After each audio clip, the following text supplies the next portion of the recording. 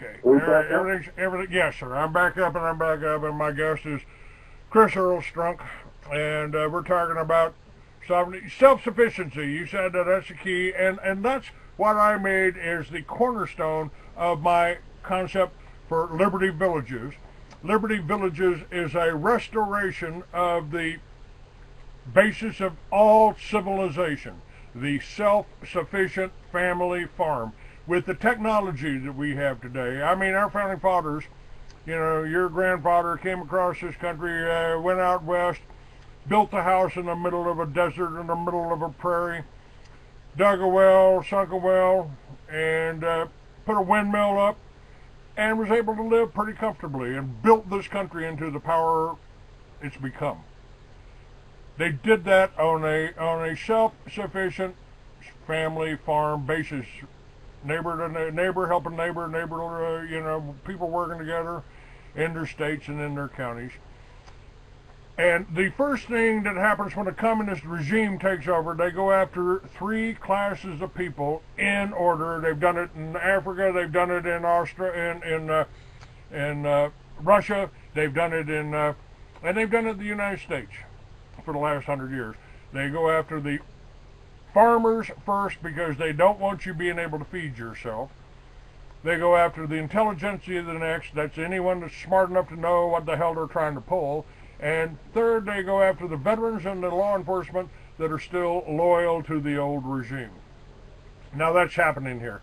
Now I can agree certainly with you that the Catholic Church came over here, plundered, took advantage of the Indians, destroyed you know, advanced civilizations, native civilizations over here, indigent civilizations, and the Jesuits obviously moved in and assumed control of this, and I think religions basically do enslave people. I mean, if God talks to, if God created you, you should have a direct line towards God. It's called the soul, and I don't think you need the churches around you to, you know, guide you or control you, and take a percentage of your income. Now, but what about the whole Jewish connection? I mean, this goes all the way back to the Bible. The same people that tried to kill Jesus are probably still with us today. They just changed the name of their temple to the Federal Reserve or the Bank of England or the International Monetary Fund. And every time you look at 9/11, you look at some of the defense industry, you look at the outlay. We're supporting. We're sending foreign aid. Foreign aid didn't stop with World War II. We're sending foreign aid to 150 countries right now. And all the people that we're supplying, which include China, include Russia, they're working against the sovereignty of the United States to mold us into this one world government. And who's at the top of this one world government? Is that Lucifer? Is that Jesus? Is that Satan? Who is it? The Jews or is it the Christians? Being the Judeo-Christian. I mean, to me, that's like saying, I'm a satanic Christian, thanks, because the Jews don't believe in Jesus, so they're certainly an antichrist religion. So are the Muslims. You talked about Albert Pike predicting it. Somebody is orchestrating this whole thing. Well, Where do the Jews fit in? What I'm asking you is, where do the Jews fit in your cosmology? I just gave a speech here. I got an article up on my website. A woman said, well, you can give your talk, Clay, but you can't use the word Jew. Well, why? They call themselves Jews, you know. Why shouldn't, I mean, what can you say? Oh, Zionists killed Jesus Christ? No, that don't work. No, it doesn't work, no. You know, being from Brooklyn, you know, there are more Jews in Brooklyn than any place else outside of Israel here, and I live in a sea of mixes of religions, but it's the Jewish religion and the Catholic religion are cheek to jowl. I see that there's a major difference between the religious Orthodox Jew and a non-religious Jew, the secular humanist, which is very susceptible to the works of, let's put it this way, Lucifer or Satan, the Shabbatian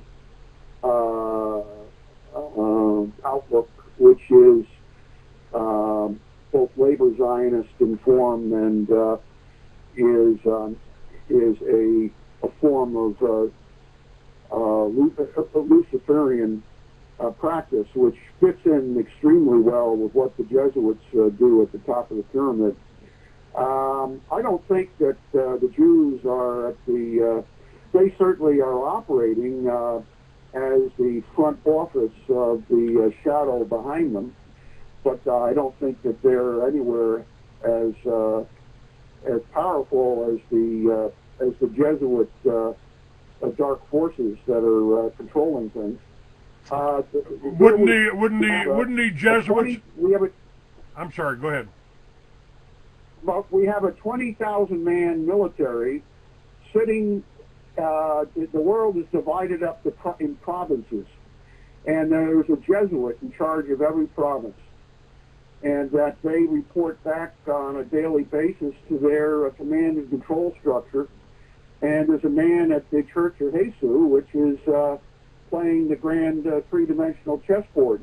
The Jews are useful to the extent that they can use the religion, which allows you to rent money for interest, whereas Christianity and Islam do not permit that. But the Jewish religion does, and as such, the Christians, especially the Catholic Church, have used the Jews in order to have a foil, so that if something goes wrong, then they can blame it on the Jews. And that's been going on for, just like exactly. When Barabbas was released.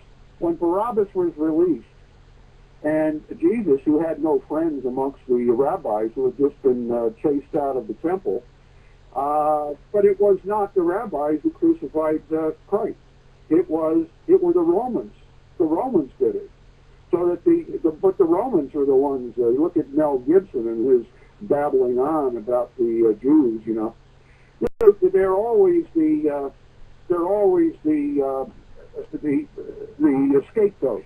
Well, what they do, what I've said, Chris, is that the elite, the Rothschilds, the Jacob Schiffs, the Bushes out there hide behind the Jews. The Bushes were Jewish too. I mean, there were two Bushes, George Bush and Solomon Bush, that Colonel George Bush and Solomon Bush in Washington's army in the Revolution. So they've been with us all along, and the elite hide behind them, and they're more than willing to sacrifice them the way they did in Germany, the way they did in Russia, and they drove them out of Russia, they drove them out of Germany and into the Palestinians. Well, the way I understand it is that when Titus in the first Jewish war, and then Hadrian in the second Jewish war, he killed in the second Jewish war, where the second temple was decimated, and the Jews were banned from Israel forever, except for one day a year. And that, for the third war to come and the prophecies to be fulfilled, you had to get the Jews to return to build the third temple. And that the Frankist Jews, the Shabbat practitioners of Satanism, who were the extreme of practice, ended up being the Frankists, the Jacob Frank Jews, who converted to Catholicism in Poland in the 1790s, and that they were in fact the root of the Nazi movement as Catholics, who were practicing Satanism. And that it's really ironic that the worst practitioners of genocide were Jewish in the Nazi movement. Now that's documented. This is not speculation on my part. That's actually been documented by Jews and rabbis in Australia. And I'm the only one. I'm supposed to be anti-Semitic, but I put the picture of 10,000 Orthodox Jews marching on the streets of New York with signs protesting the Zionist state of Israel. And, you know, as far as you mentioned the Rothschilds, well, the family was the Bear family, and they didn't get their start until they were essentially a pawnbroker in Austria, which was at the right place, and as a pawnbroker and a money changer, their name was Bauer, and the sign above this store was a double-headed eagle, and they were serving the Catholic Church. And because they were Jewish, they got more and more work. And by the American Revolutionary War, they had very much become investors in the Dutch and British West India Company.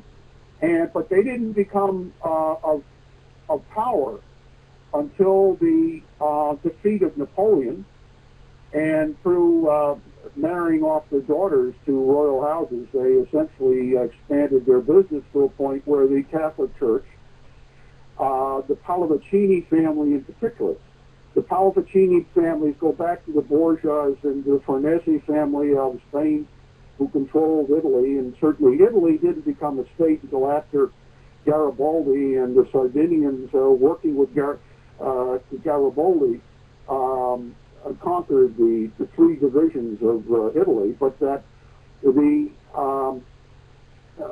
and I've lost my train of thought here. Well, what you're talking about here is talking about the Catholics.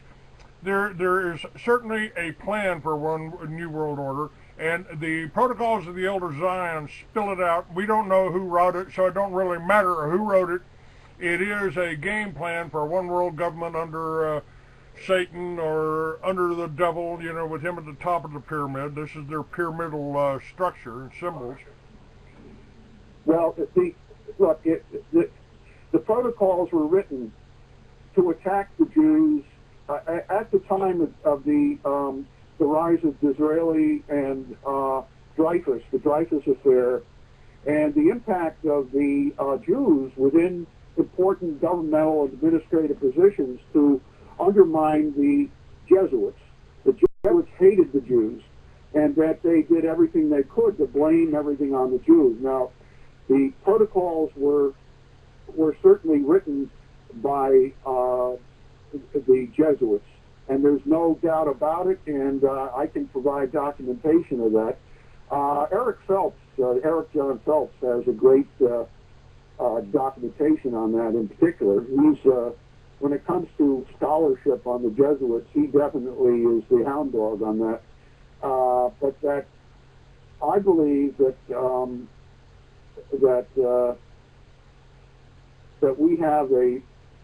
we have a military order who is so cunning and so practiced and disciplined. If you understand the Jesuits, like the Trappist order, the Cistercian order, the Templars, they design their life around personal discipline to eliminate the ego, and they, as the Cistercians every morning would say the 150 Psalms before they ate, and the faster they said it, the quicker they ate. You become disciplined at a certain point in your being able to put aside your ego and serve a greater purpose. And in the effect, the Templars were serving before they were put in the monastery, and in effect, the Jesuits took over the mantle of the Templars, and they took control of the financial structure, because the Knights of Malta, who after 1801 were put in the same, under the control of the Jesuit general in the Church of Jesus, they just did not have the level of discipline that the monastic order of the Trappists, the Cistercians, had at that point after De Molay was put to death in 1314, and that the Jesuits with their Homeland Security going over my head here, the Jesuits with their spiritual exercises practice in eliminating their ego. They practice in becoming a dead man walking. They practice at being a zombie. who is a machine in service of their military order. And, look, the rabbi said to me, I said, what do you know about the Rothschilds? And believe me, I know a lot of rabbis here, and I know a lot of Orthodox rabbis in particular. And they said, we don't know who that is, and we certainly don't believe that anybody with the name of Rothschild is Jewish. And I have to agree with them. It's not a Jewish name. It's the name of a sign in front of the store. They're phony. They're totally phony. And to give them any credibility as anything other than gophers for the Catholic Church is to really miss the whole point of monarchy and the latifundis, the people who, through land and control of commodities, really are controlling everything. And it's old money. It has nothing to do with the Jews whatsoever. And to the extent that the Jews are useful fools in doing what they're doing, because it's part of their religion, they're allowed to charge interest. Christians aren't allowed to do that. There's supposed to be a jubilee every so often, and the forgiveness of debts.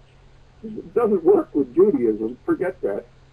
But obviously, it don't work with the Federal Reserve. I think that these people are criminals. It doesn't matter whether they're Jewish. It doesn't matter whether they're Christian. It doesn't even matter whether they're Muslims.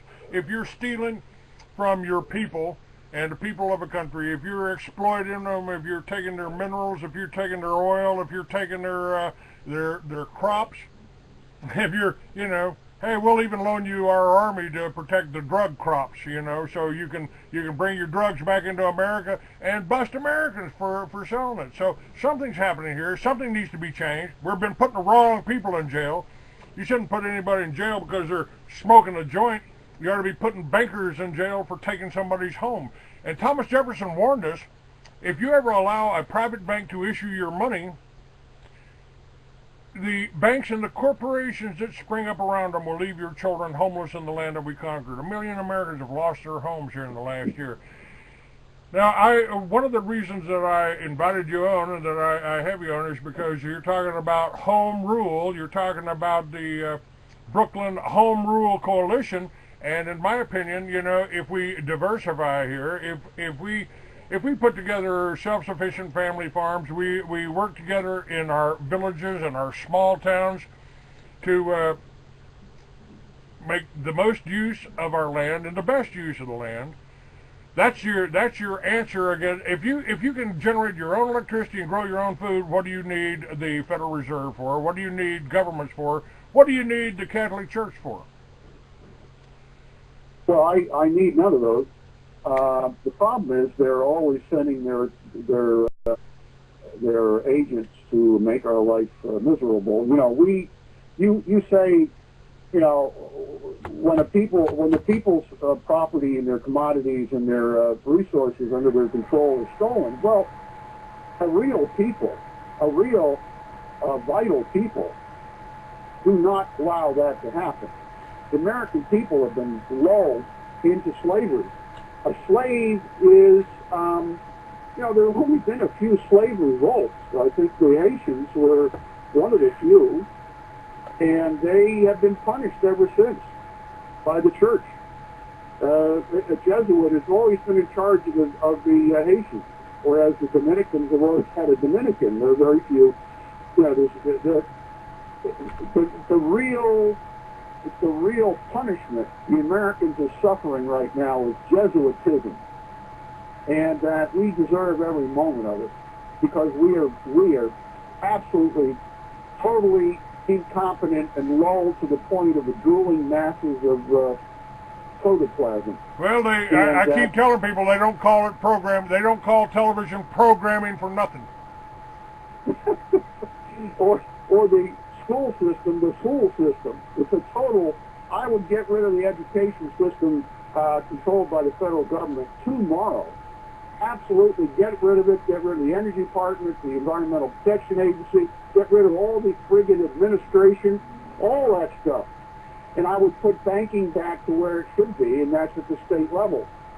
And that's a longer program, but certainly the Bernanke had given a very important presentation in 2003 admitting that the Federal Reserve had brought about the collapse of the banking system, by withdrawing 1/3 of all of the cash out of the banking systems, which were working at a state clearinghouse level. There were no federally structured banks. And on the way, as a result, go ahead. As a result, people couldn't get cash. They took the cash out because the banks didn't have cash. And they, on the way out of the door of the White House, George Bush handed $2 trillion to the owners of the Federal Reserve that printed the money in the first place, and loaned it to they loaned it to George Bush so he could give it to them, so you could pay the interest on it for the next few hundred years. Well, I don't know that it went to him personally, but certainly it was under his signature. That's for sure. So what you do about it, I think really the solution is self-sufficiency. It is a return to there's going to be a lot of people dead in this country, lots, because the cities under Agenda 21 are absolutely incapable of self-sufficiency, and that I believe that Brooklyn and most of the people in Brooklyn will be deader than a doornail in the next few years, because they're going to be at each other's throats and doing mayhem, and we have a good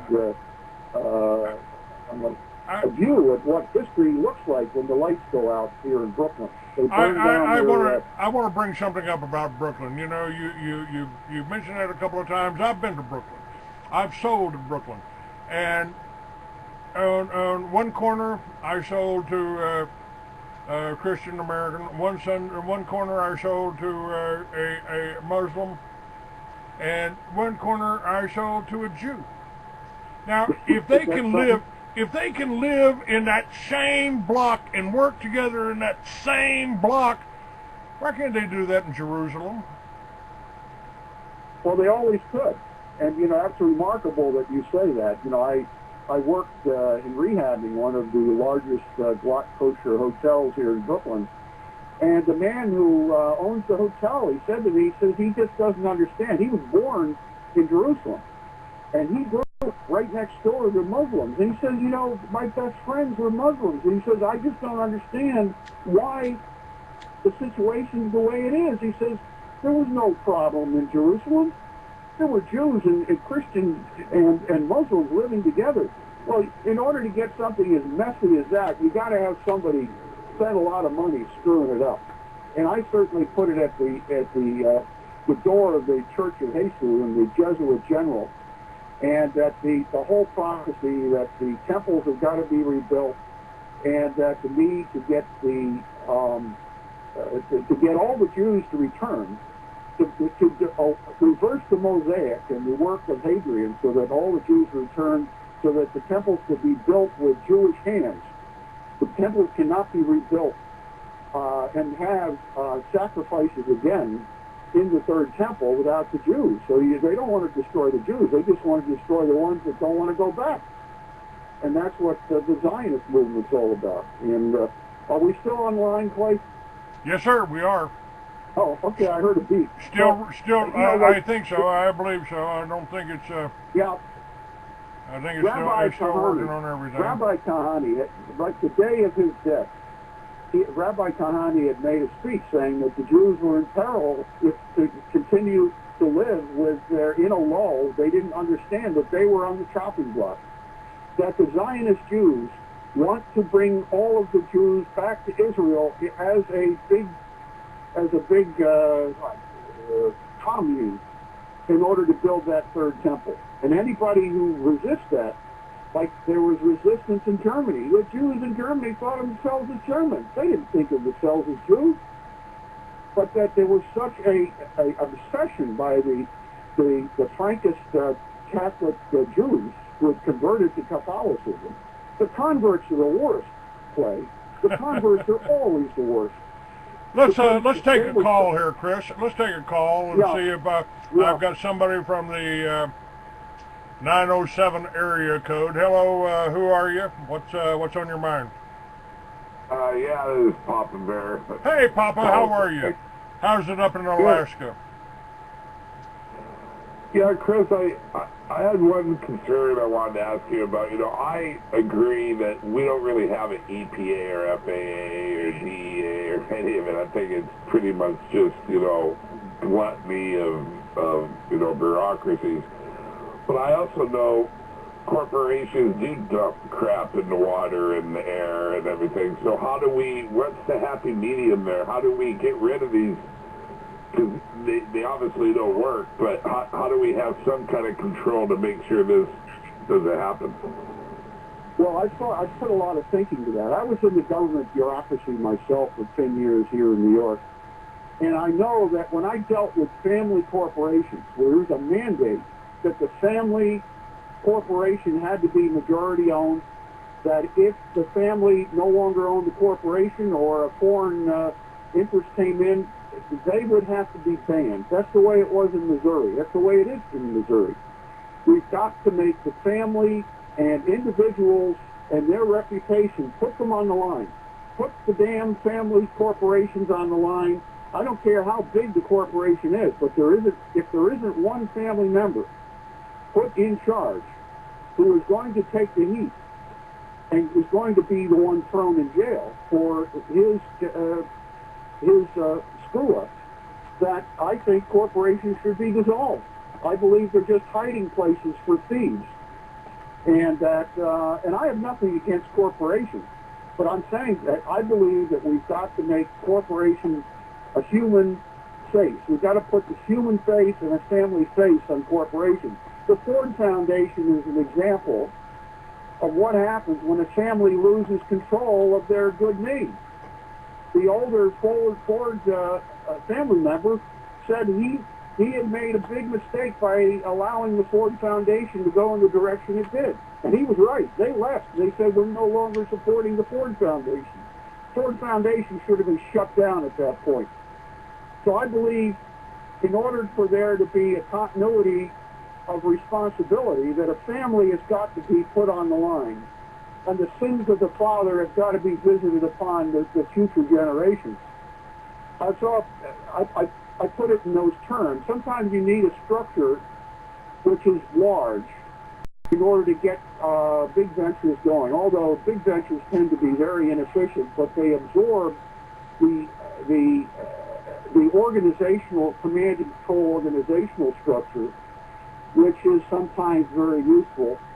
And at a certain point, though, corporations are merely like a cancer cell. And so I would suggest that we make corporations 51% or more owned by Americans, and that an American family who started the corporation must maintain the corporation or it would go out of existence. Other than that, I hear you. All right, thank you. We've got to connect it to human beings. That I believe there was a big mistake when the court system gave the corporations an identity, which, as a person, their personhood essentially has screwed us up. But as long as you've got families, who can say, it's the DuPont family. They become the scion of that particular corporation. Guys, we're out of time here, and Chris, I need Papa. Thank you for calling in. I appreciate it. Thanks, guys. Bye. Okay, and if you'll give out your contact information, and folks, my contact information is freeamerican.com, and I need your help. I need your help this week. I need some donations. I need to sell some books. I need to be able to make some moves here. And Liberty Villages is a good idea, but only if you put it to work, if you get behind it, if you do something. It all kind of depends on you. I'm willing to bring my guest on. I'm willing to bring people on here. And all we need is your support. Chris, give them contact information, but it's already on my site right below your name. And tell people about this show, folks. Well, my website, I have a couple websites, strunk.ws, and my email is chris@strunk.ws.